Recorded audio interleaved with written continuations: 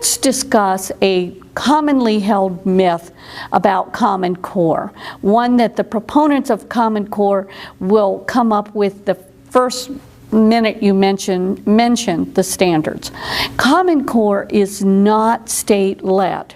Its origins trace back to the National Governors Association, the Council of Chief State School Officers, and Achieve Incorporated.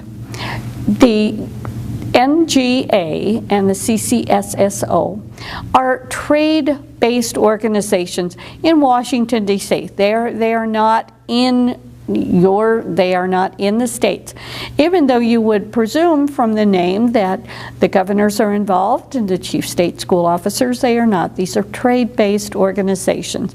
Achieve Incorporated is a foundation, a front for these two trade organizations to kind of deflect the Washington-based away from them. Now, these groups wrote Benchmarking for Success. The last part of Benchmarking for Success called for a set of national standards. Tony Bennett had been a major player in this, Dr. Tony Bennett, and Arne Duncan, Secretary of Education, at the press conference when it was released, was through his absolute support, full-hearted support behind a set of national standards.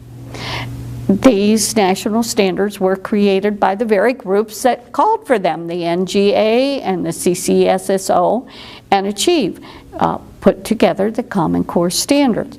Now, what needs to be understood when we discuss these is that it is unconstitutional for the federal government to supervise or direct, have anything to do with the curriculum of any school.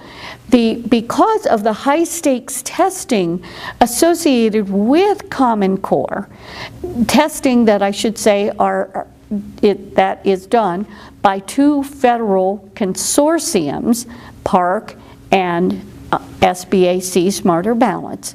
The curriculum is going to align itself with the standards and teach to the standards because of the accountability that is held by the teachers for teaching these and the students succeeding. What's missing in this picture is any local input from the school boards, from the parents, from the teachers, from the superintendents. And I think most states have in their constitution that the authority for the curriculum of their school districts is placed in the school board. And some may say the state school board. But missing from that is the local, the parental input.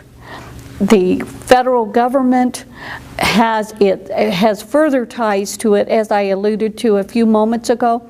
The testing is controlled by them. There's going to be a pipeline from the state to the consortium to the federal government.